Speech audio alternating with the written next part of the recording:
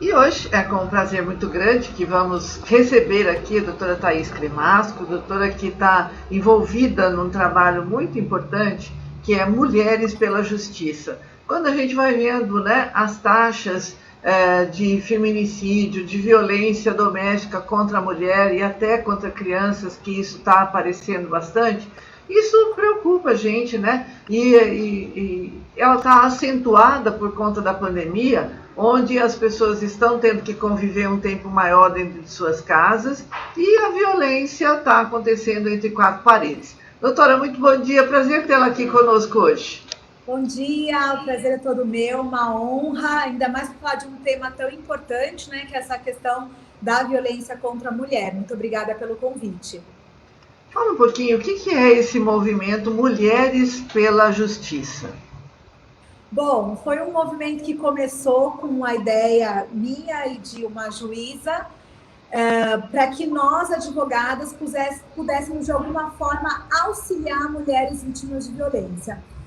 Na verdade, a ideia saiu de uma conversa, de um almoço informal, onde a gente observou que, muito embora existisse muito preconceito com a mulher no mercado de trabalho, muito assédio sexual, na verdade, isso não aparecia nos processos. Então, a gente pensou que a gente teria que ter um grupo de apoio, informação, apoio jurídico, psicológico para as mulheres. E daí acabou envergando para a questão da violência, que é muito latente, muito preocupante na nossa sociedade. E hoje, o Mulheres pela Justiça atua não só nas questões de violência contra a mulher, mas também em todas as formas de discriminação no mercado de trabalho, na vida normal, na política. Nós discutimos todos esses temas e também ajudamos essas mulheres que, por alguma situação, passam por violência. Doutora, nesse movimento, né, você falou aí você é advogada junto com uma juíza, mas quem participa dele? São outros advogados ou outros tipos de profissões que também estão envolvidas? Mulheres pela Justiça hoje tem mais de 200 voluntárias. Somos jornalistas, psicólogas, advogadas, enfermeiras, seguranças patrimoniais. Então, ele começou no núcleo dentro do judiciário e foi expandindo para todas as áreas. Para você ter ideia, Roseli, teve uma demanda onde uma mulher tinha tatuado o nome do agressor, né? Porque ele obrigou que ela fizesse essa marca no corpo dela. Quando ela conseguiu sair desse relacionamento, uma tatuadora veio para Mulheres pela Justiça e removeu essa tatuagem e acabou participando do grupo. Então, é um grupo de várias profissões, várias mulheres, é um grupo super democrático. Agora, doutora, o que será que está acontecendo, né, com o homem achando que nós, mulheres, somos propriedade privada, produto, sei lá o que a gente pode definir, para tanta violência, para tanto feminicídio que a gente está acompanhando aqui na nossa região? Roseli, o machismo sempre existiu e sempre existiu de forma muito intensa. Na verdade, o que vem mudando, o que está mudando e o que vai mudar cada dia mais, então os homens vão ter que se acostumar com essa ideia, é que nós não aceitaremos mais essa situação de violência, subalternidade, exploração. Essa fase já passou, né? Um mundo onde a mulher era culpada de tudo, onde a mulher era massacrada pela sociedade, nós não aceitaremos mais essa situação. E tanto é verdade que é uma questão social, é uma questão política, é uma questão jurídica. Então, por exemplo, a ONU colocou como objetivo para uma nação saudável a erradicação da violência contra a mulher. Então, nós não vamos retroceder. Nós estamos ganhando espaço, ganharemos cada vez mais, com isso trazendo a ideia de que o feminismo, ele não busca massacrar os homens, o feminismo não é contra os homens, o feminismo é a favor da igualdade entre homens e mulheres, e nós buscaremos essa igualdade até atingir. A gente não vai recuar, a gente não vai parar de lutar, e nós não aceitaremos mais a violência contra a mulher.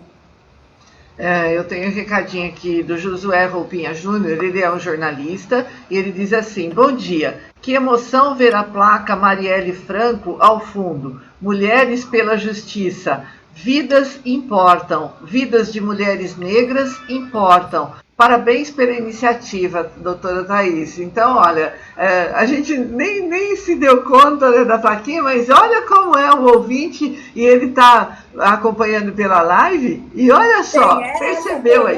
Eu vou deixar aqui para vocês verem. É isso aí, isso é muito importante. E a Geisa Salati, a Geisa mora fora do Brasil, e ela diz aqui, está expandindo para outras cidades, ou é só aqui em Campinas, a nossa região? Tá, primeiro eu queria fazer um comentário sobre a questão da Marielle Franco, dessa dificuldade que a mulher tem de participar da política. Né? As mulheres, nós percebemos os maiores exemplos, né, das mulheres na política e como elas foram perseguidas. Então, independente de partido político, nós sabemos hoje, independente de qual partido você defende, que o impeachment ocorreu porque a nossa presidente era uma mulher. Não aconteceria isso se fosse um homem. A Marielle Franco foi assassinada. Outros homens também têm essas pautas e com eles não aconteceram nada. Recentemente, vimos uma outra deputada sendo assediada sexualmente com câmeras.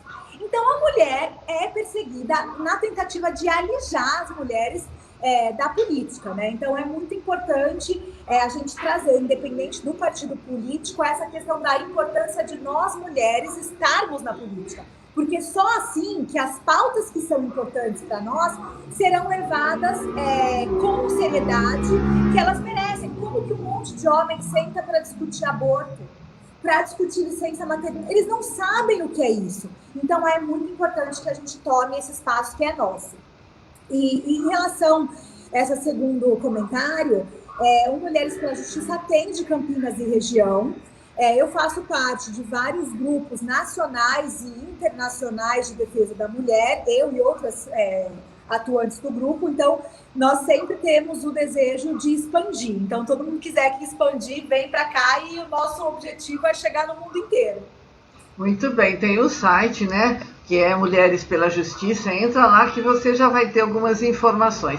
Agora, doutora, eu acho que avançou um pouquinho, né, nessa questão da proteção contra a mulher, com a Lei Maria da Penha, com as delegacias das mulheres, porque antes, coitadas das mulheres, né, elas sofriam a violência, tinham que ir numa delegacia comum, muitas vezes, sempre atendidas por homens que não entendiam muito bem aquilo que ela estava passando em casa. Bem isso que você acabou de falar. O homem não entende muito as coisas que nós mulheres vivenciamos. Então, houve um progresso. Mas aí a gente começa a ver feminicídio é toda hora em todas as cidades aqui da nossa região. Por que será que isso está acontecendo? Na verdade, hoje, por existir uma lei específica para o feminicídio, então, às vezes a pessoa vai falar assim, antes não acontecia feminicídio. Não acontecia porque não era um tipo penal, sempre aconteceu. E sempre aconteceu muito.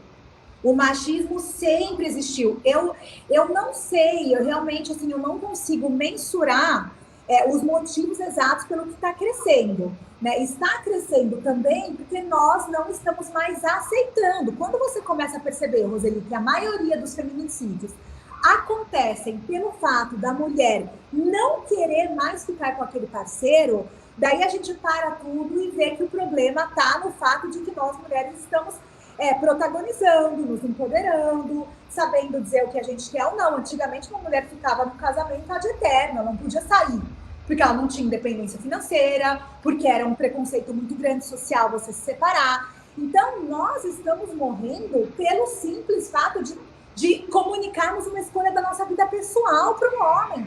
Semana passada, uma mulher teve a casa incendiada porque ele quis terminar o relacionamento. Então, assim, os homens não estão aceitando um fato que eles vão ter que aceitar, de que nós, mulheres, temos nosso espaço. E o machismo não é ruim só para a mulher. O machismo é ruim para o homem.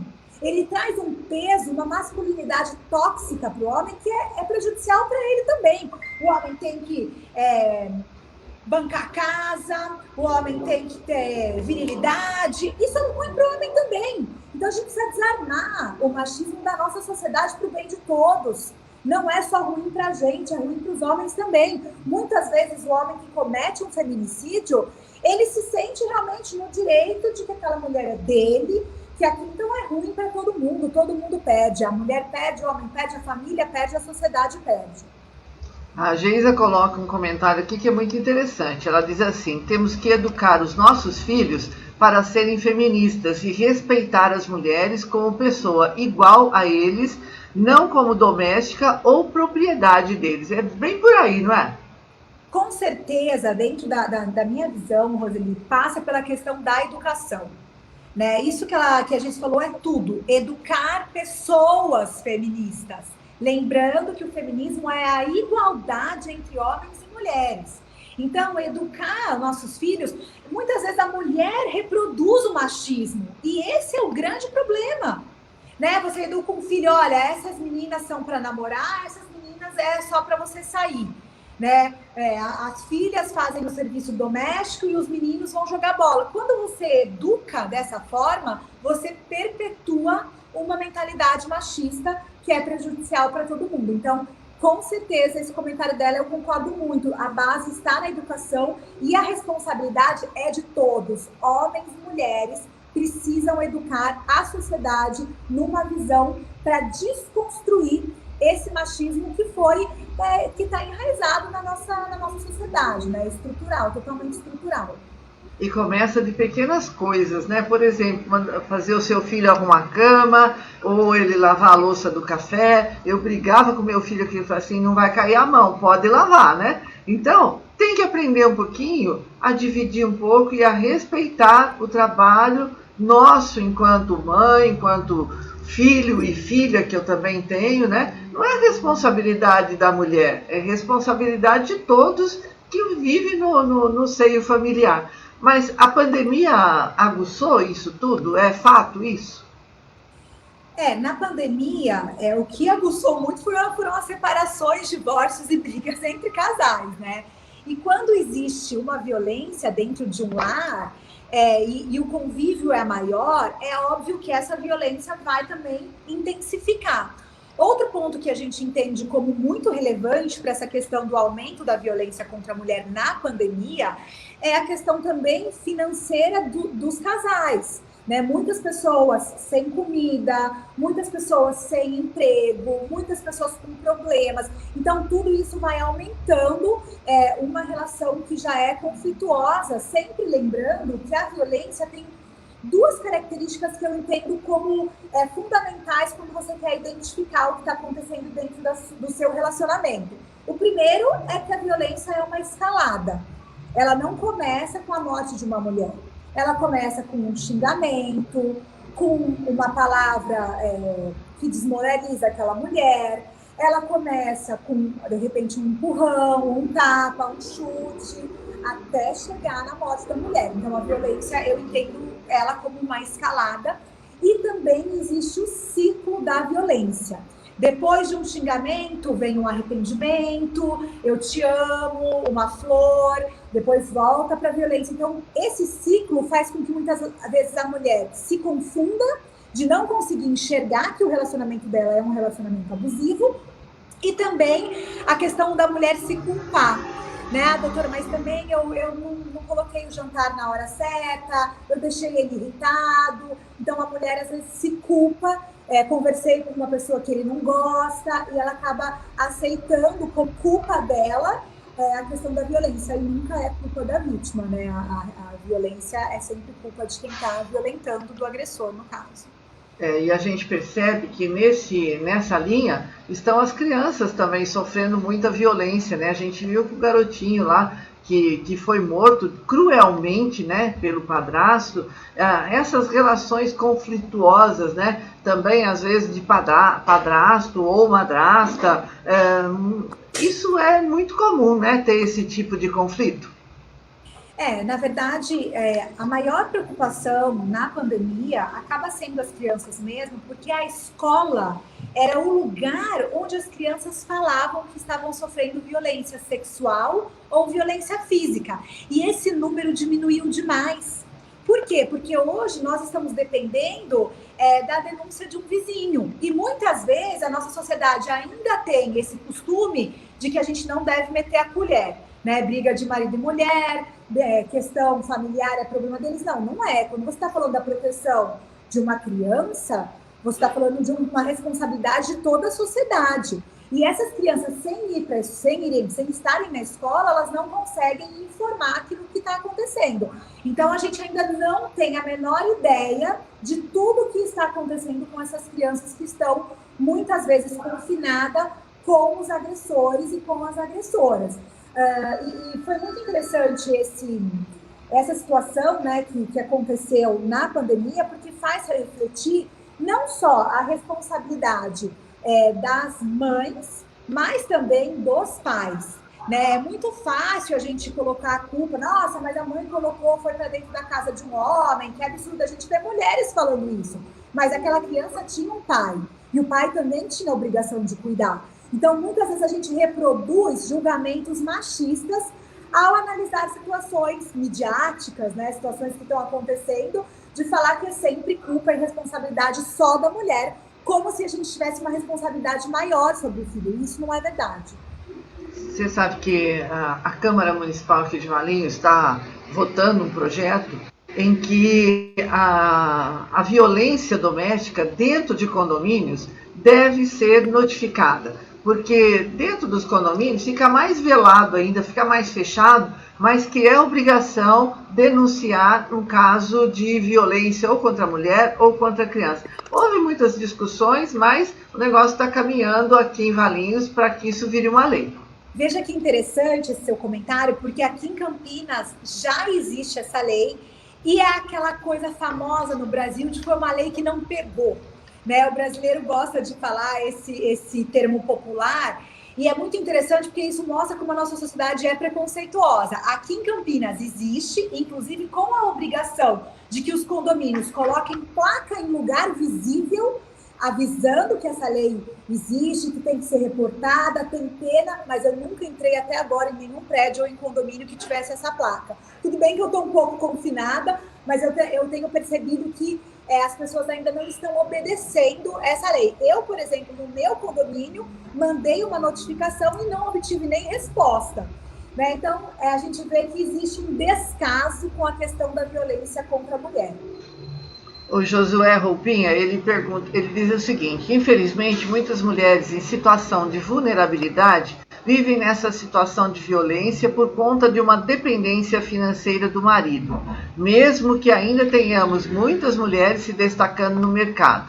Isso ainda é uma realidade. O movimento Mulheres pela Justiça também desenvolve ações de empreendedorismo para mulheres, para que elas tenham independência financeira? Esse é um grande sonho que nós temos. Nós já ensaiamos algumas iniciativas e foi muito difícil colocar em prática. Nós tivemos um projeto com uma empresária que nos procurou para justamente inserir mulheres no mercado de trabalho como uma cooperativa.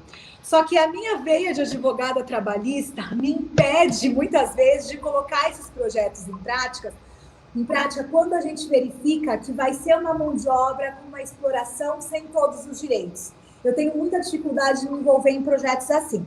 Mas se tiver empresas que buscam mão de obra, reinserir mão de obra feminina, com a CLT, com carteira assinada, eu gostaria muito de participar. Mas nós temos, sim, muita vontade de reinserir. E eu concordo muito com esse comentário dele, de que a independência financeira é fundamental.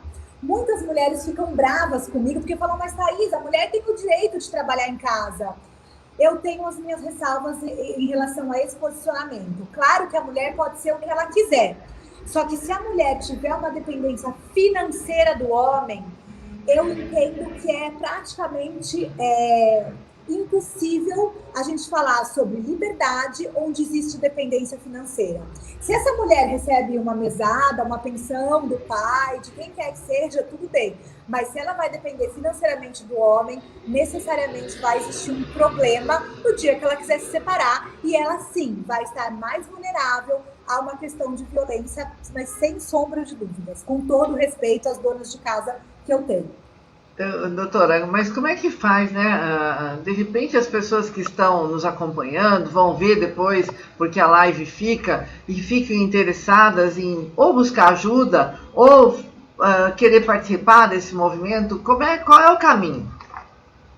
Bom, Mulheres pela Justiça está no Instagram, no Facebook, e só mandar uma mensagem, a gente faz uma reunião com a pessoa, tem a nossa carta de princípios, né? Daí a pessoa tem que ler a carta de princípios, verificar se ela está de acordo com a forma do nosso trabalho, não haver julgamento, não tem uma religião, não tem partido político. Então, se a pessoa tiver concordando com os nossos princípios e quiser participar como voluntária, é um prazer muito grande, sempre.